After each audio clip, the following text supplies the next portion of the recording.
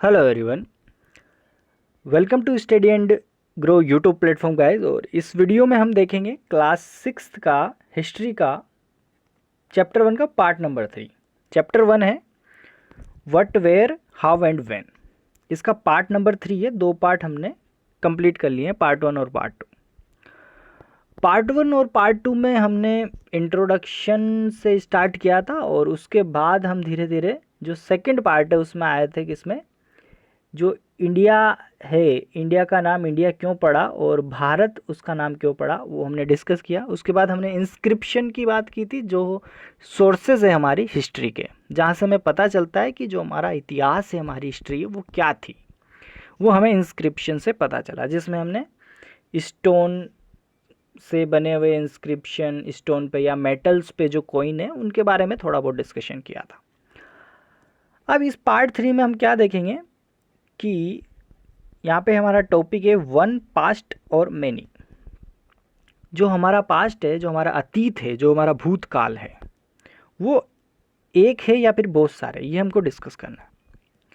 अब one, past और many को यहाँ पे हम समझने की कोशिश करें तो अगर मैं 2 इंसानों से पूछूं कि तुम्हारी ज़िंदगी कैसी है, अगर कोई 2 पीपल है, एक पीपल यहाँ पे खड़ा है और दूसरा पीपल यहाँ पे खड़ा है, और मैंने इन दोनों पीपल से पूछा कि भाई बताओ तुम्हारे पास्ट के बारे में, कि तुम्हारा पास्ट कैसा है, तो डेफिनेटली दोनों का पास्ट अलग अलग होगा अगर इनकी पोजीशन अलग अलग है। पोजीशन का मतलब ये समझूं कि ये तो बहुत गरीब है, ये बहुत अमीर है। तो जो अमीर लोगों का पास्ट होगा, वो जो बचपन होगा वो बहुत अच्छे से गुजरा होगा, जबकि जो गरीब व्यक्ति है उसका जो बचपन है वो अच्छे से नहीं गुजरा होगा, तो उसका पास्ट अलग होगा। तो यहाँ से हम समझ सकते हैं कि जो अलग अलग तरह के लोग हैं स्थिति के आधार पर, on the basis of position, तो वो क्या होते हैं, उनके पास्ट अलग अलग होते हैं। यहाँ पे एक ब्रॉड एग्जांपल लेके चलते हैं, जैसे फार्मर और हर्डर्स की हम बात करें और किंग और क्वीन की बात करें, तो पुराने टाइम में जो फार्मर्स थे उनका पास्ट अलग था। उनकी लाइफ क्या होती थी, उनको खेती करना है, उनको खेत में हल चलाना है, और वो किस तरह का जानवर यूज़ करते थे, क्या हल जुताई वगैरह करते थे, तो इनका पास्ट डिफरेंट है। जबकि किंग और क्वीन की बात करें तो इनको राजमहल में रहना है, ठीक है, अच्छे वस्त्र पहनने हैं, इनके बहुत सारे नौकर चाकर होते थे। ये तो फार्मर से क्या करते हैं, पैसे वसूल करते थे, कर्ज वसूल करते थे। तो इस तरह से 2 पास्ट की अगर बात करें तो पास्ट बहुत तरह के हो सकते हैं, on the depend on the persons. अगर अभी प्रेजेंट की बात करें तो अभी अंडमान एंड निकोबार वाला एरिया है।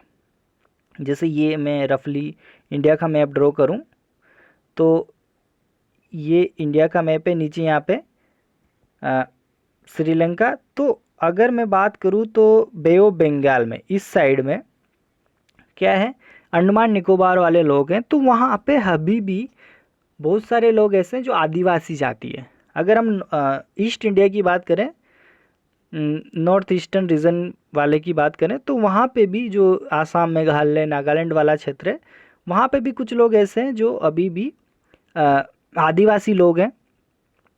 तो वो क्या करते हैं, अभी तक भी हंटिंग करते हैं या फिर पेड़ पौधों पे आधारित है उनका जीवन। तो और अगर इसी तरह हम सिटी की लाइफ की बात करें, जैसे अर्बन जो सिटी है, जैसे दिल्ली होगी, मुंबई होगी, तो वहाँ के लोगों का लाइफ अलग है। तो इस तरह से हम डिफरेंट लोगों का पास्ट अलग अलग होता है। उसी तरह मर्चेंट की बात करें, मर्चेंट और क्राफ्ट पर्सन, इनका भी पास्ट अलग अलग था, क्योंकि मर्चेंट क्या करेगा, व्यापारी क्या करेगा, सामान को एक जगह से खरीदेगा, दूसरी जगह पे बेचने की कोशिश करेगा। जबकि क्राफ्ट पर्सन क्या करेगा, खुद उनको बनाएगा, जिससे मिट्टी के जो चीज़ें होती है, जो टेराकोटा जिनको हम बोलते हैं, वो क्या होता है, क्राफ्ट पर्सन खुद बनाता है। खुद बनाता है, मिट्टी के घड़े बना दिए, पोट्स बना दिए, बर्तन बना दिए, तो वो क्राफ्ट पर्सन खुद बनाएगा और खुद बेचेगा। तो इसका पास्ट अलग होगा। इसका पास्ट क्या कहेगा कि इसने धीरे धीरे सीखा कि किस तरह मिट्टी का बर्तन बनाना है, कौन सी मिट्टी का यूज़ करना है, ठीक है, और कौन सी मिट्टी कौन से बर्तन के लिए अच्छी रहती है। तो ये सब इसकी नॉलेज होती है, तो इसका पास्ट अलग होता है। उसी तरह मर्चेंट की बात करें तो मर्चेंट का पास्ट अलग होता है। तो ये यहाँ पे हम डिफरेंस कर सकते हैं मर्चेंट और क्राफ्टमैन पर्सन के पास्ट में। तो यहाँ पे भी हम बात करें तो अलग अलग पोजीशन के बिहाफ पे लोगों का पास्ट अलग था। अब यहाँ पे डिफरेंट पब्लिक से हम पूछेंगे कि आपका पास्ट क्या है, तो सबका अलग अलग होता है। तो उसी तरह हमारा जो पास्ट था उसके भी बहुत सारे पहलू हो सकते हैं। On the basis of the people grown, किस तरह से लोगों का विकास हुआ। नेक्स्ट टॉपिक हमारा व्हाट डू डेट्स मीन्स। हम बात करेंगे कि जो हम डेट लिखते हैं, जैसे फॉर एग्जांपल किसी ने आपसे पूछा कि आज क्या है, तो आप क्या बोलोगे? आप बोलोगे उससे पहले बोलोगे डे, फिर बोलोगे मंथ, डे मंथ, फिर क्या बोलोगे? ईयर। तो आप 3 चीज़ें बोलोगे, डे मंथ ईयर। जैसे कोई बोलता है 25/4/2020, इस तरह से कोई बोलेगा। तो यहाँ पे डे आ गया, मंथ आ गया, 4 का मीन्स अप्रैल, और 2020 यहाँ पे ईयर को रिप्रेजेंट कर रहा है। तो डेट्स क्या बताती है कि कोई चीज़, कौन सी चीज़ कब हुई थी, उसके बारे में हमको बताती है। तो अब इनको रिप्रेजेंट करने का तरीका क्या है गाइस, कि अगर मैं इसको टाइम लाइन बना दूँ, ये एक टाइम लाइन है, अगर मैं इसको यहाँ पे डिवाइड करूँ तो यहाँ पे मैं यूँ कह सकता हूँ कि यहाँ पे जो क्रिश्चियनिटी के गॉड हैं वो, उनका यहाँ पे जन्म हुआ था इस पॉइंट पे। इसको हम लेके चलते हैं 0। क्रिश्चियनिटी के गॉड का यहाँ पे जन्म हुआ था, तो यहाँ पे इसको हम लेके चलते हैं 0। और इसके जो पहले के ईयर है उनको हम बोलते हैं BC। BC means before Christ. जो जीसस क्रिस्ट थे उनके जन्म से पहले की हम बात करें तो बिफोर क्रिस्ट। अगर इनके जन्म के बाद की बात करें तो उनको हम रिप्रेजेंट करते हैं AD से, जिसको बोलता है एनो डोमिनी। एनो डोमिनी का मतलब होता है the year of God, the year of God. तो एनो डोमिनी बाद वालों को रिप्रेजेंट करते हैं और पहले वालों को B और C से रिप्रेजेंट करते हैं।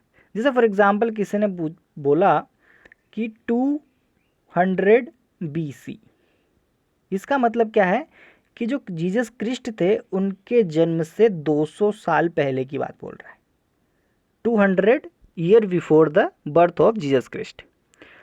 अगर किसी ने बोला कि 2015 AD 2015 ये बोला, तो AD 2015 का मतलब जो जीसस क्रिस्ट है उनके बर्थ के 2015 बाद। ठीक है, तो इस तरह से यहाँ पे रिप्रेजेंटेशन का तरीका है।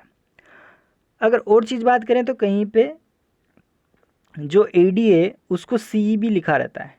C का मतलब होता है guys common era, common era. उसी तरह BC को BCE भी लिखा रहता है, BCE। BC का मतलब बिफोर कॉमन एरा। तो यहाँ पे रिप्रेजेंटेशन के तरीके हैं, CE को कॉमन एरा और BCE को बिफोर कॉमन एरा लिखा जा सकता है। जैसे अगर लिखा है कि 2020 CE, तो ये 2020 years after the birth of Jesus Christ, C का मतलब कॉमन एरा। अगर 200 BCE लिखा हुआ है तो इनके जन्म से 200 साल पहले, बिफोर कॉमन एरा। तो जो गॉड है उनके जन्म के बाद को कॉमन एरा और उससे पहले वाले को बिफोर कॉमन एरा। एक और वर्ड है गाइस, कहीं पे यूज़ होता है पर रेयरली यूज़ होता है, BP। BP का मतलब होता है बिफोर प्रेजेंट। B का मतलब बिफोर, P का मतलब प्रेजेंट। तो प्रेजेंट से बिफोर के जितने भी डेट्स हैं उनको रिप्रेजेंट करने के लिए इसका यूज़ किया जाता है। पर हमको क्या ध्यान रखना है कि अगर कहीं पे लिखा है, जैसे फॉर एग्जांपल एक और एग्जांपल लेता हूँ, 105 BC मीन्स जो जीसस क्रिस्ट है उनके जन्म के 105 साल पहले।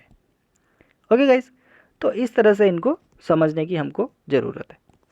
तो गाइस ये 2 टॉपिक थे हमारे पास्ट, एक है या मैनी है उसके बारे में, और डेट्स के बारे में हमको सीखना था। तो ये चैप्टर यहाँ पे ख़त्म होता है हमारा, और इसके बाद नेक्स्ट लेक्चर में हम और भी चीज़ें करेंगे, चैप्टर 2 हिस्ट्री का। तो थैंक यू गाइस।